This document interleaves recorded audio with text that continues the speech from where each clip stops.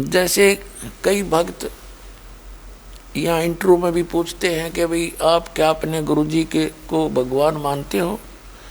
तो पुण्यात्माओं, दास को अपनी सतिथि का पता है। दास एक जीव है, भगवान नहीं है। लेकिन ये दास उस परम पिता समर्थ का प्रतिनिधि है। तो आप जी ने तो इस दास को एज ए गुरु ट्रीट करना पड़ेगा, ना आपकी यह समस्या हल हो नहीं सकती। जैसे एक मैथमेटिक्स के अंदर एक ऋण का प्रश्न आता है जो ब्याज का, उसके अंदर मूलधन ज्ञात करना होता है। मूलधन तो उसके लिए पहले सपोज करना पड़ता है, मान ले मूलधन 100 रुपये। वो 100 रुपये मूलधन नहीं होता, होता तो रुपये ही है, थोड़ी राशि होती है, लेकिन वास्तव मूलधन तो करोड़ों में अरबों में होता है। तो वो अरबों और करोड़ों वाला मूलधन आपको प्राप्त नहीं हो सकता जब तक आप 100 रुपये मूलधन नहीं मान कर चलोगे। तो 100 रुपये मूलधन मानना पड़ेगा। मान लीजिए मूलधन 100 रुपये, फिर उससे वो दर निकल आती है, उसके बाद फिर उनको मल्टीप्लाई करके फिर वो मूलधन प्राप्त किया जाता है। तो इसी प्रकार इस दास को यानी गुरु जी को आपने एज ए गॉड ट्रीट करना पड़ेगा, जिससे आपकी रिहर्सल बनेगी, आपका अभ्यास बनेगा। जैसे बच्चे मिलिट्री में भर्ती होते हैं, सेलेक्ट होते हैं, तो उनको युद्ध से पहले युद्ध करने की सारी ट्रेनिंग दी जाती है। ऐसे भी चलाया जाता है, ऊंचे ऊंचे से कुछ जंप कराया जाता है, खूब उछाल कूद कराई जाती है, रस्सों पर चढ़ाया जाता है, ऊंचे से जल में छलांग लगवाई जाती है, और युद्ध की रिहर्सल कराई जाती है। सामने किसी दीवार या मिट्टी के कट्टे रख के, मिट्टी भर के बारदानों में, और उनसे फायरिंग करवाई जाती है, ताकि वो उस समय अपने वो पहले किया हुआ अभ्यास उनका काम आवे। और पहले ना कर रखा हो, बकवाद कर रखी हो, और युद्ध में जाकर खड़ा हो जाए, वहाँ क्या करेगा वो? 2 मिनट में फेल होगा ना सारे काम का। तो इसी प्रकार यहाँ आप जी ने इस दास को एज ए गुरु ट्रीट करके अपनी रिहर्सल करनी पड़ेगी। क्योंकि जब आप यहाँ से जाओगे शरीर छोड़ के, तो इस दास के रूप में परमात्मा मिल लेंगे, और वहाँ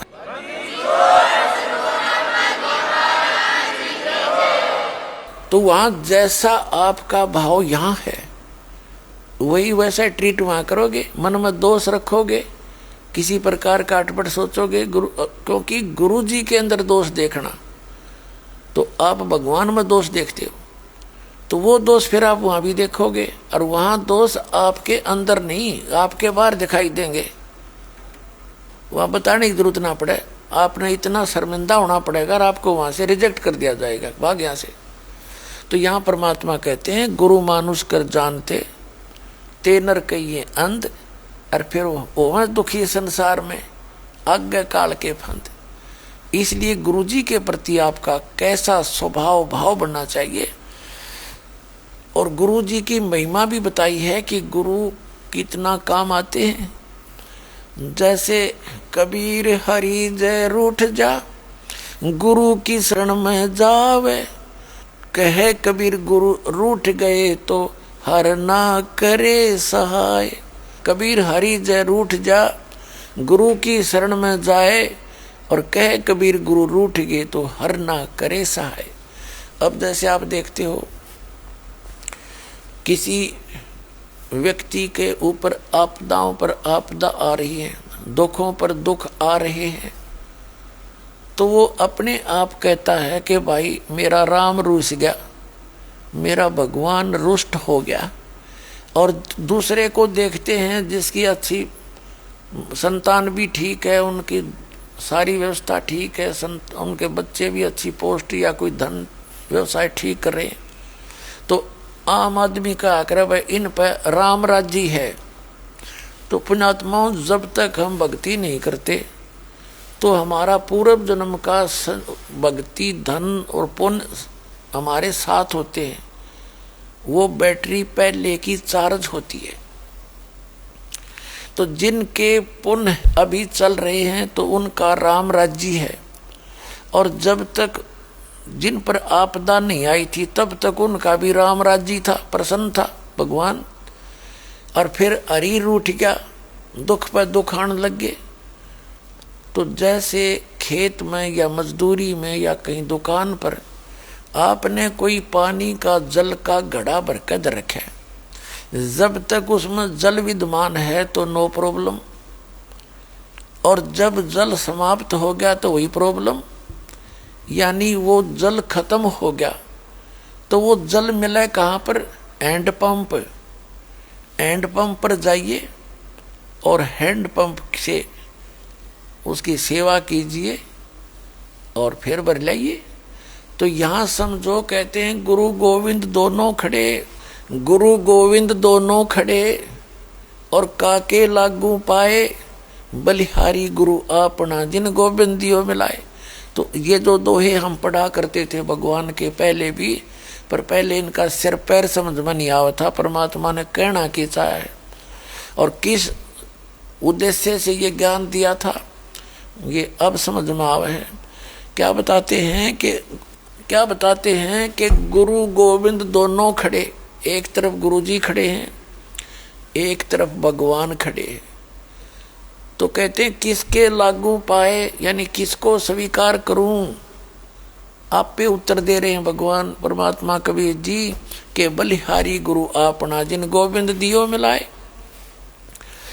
अब जैसे अब एक मटके में जल भरा हो और एक तरफ हैंड पंप खड़ा हो, कंप्लीट इन ऑल रिस्पेक्ट, और आपसे कोई कहे इन दोनों में से, इस घड़े में से और नलके में से कौन से को स्वीकार करोगे, कौन सा चाहिए आपको? तो बुद्धिमान तो होगा वो नो कहेगा मैं तो हैंड पंप लूंगा भाई, और मूर्ख होगा नो कहेगा मैंने घड़ा दे दे, क्योंकि उस हैंड पंप में तक इतना घड़े पानी के भर लियो। तो यहाँ परमात्मा कहते हैं जब आपका राम रूस गया तो आपके पुण्य समाप्त हो गए, तो फिर आप जाइए हैंड पंप रूपी गुरु के पास और फिर उसकी करिए सेवा, जो उसका प्रोसेस है पानी निकालने का, और फिर मटका भर लिए, फिर राम राज्य हो गया। तो यहाँ पूर्ण गुरु के पास आने से, गुरु जी के पास वो परमेश्वरीय शक्ति होती है, परमात्मा की पावर होती है, और पावर को ही हम भगवान मानते हैं। वैसे तो भगवान हमारे चारों पर तरफ बैठा रहे, जब हमने सुख देगा जब हम मानेंगे सचमुच की तो भगवान ने पड़ा है। तो कहने का भाव ये है कि गुरु गोविंद दोनों खड़े और किसके लागू पाए, बलिहारी गुरु अपना जिन गोविंद दियो मिलाए। तो कबीर हरि जय रूठ जा, तो गुरु की शरण में जावे, और कह कबीर गुरु रूठ गए तो हर ना होत साए। यदि आप जी ने एंड पंप खराब कर दिया तो फिर जल कब तक साथ देगा आपका जो घड़ा भर रखा है? घंटे 2 घंटे घना, ज़्यादा से ज़्यादा 1 दिन तक काम दे देगा। इसलिए कहते हैं कि गुरु जी को परमात्मा कहते हैं इन बातों क्या पाइए कर सतगुरु नजर निहाल। तो गुरु जी को आप एज ए गॉड ट्रीट करने से आपके जो आपका राम रूस गया था वो फिर से प्रसन्न हो जाएगा, आपको पुण्य से वह भक्ति प्राप्त होगी, आपका कल्याण होगा। तो गुरु बिन माला फेरते, गुरु बिन देते दान, गुरु बिन दोनों निष्फल हैं, चाहे पूछो वेद पुराण।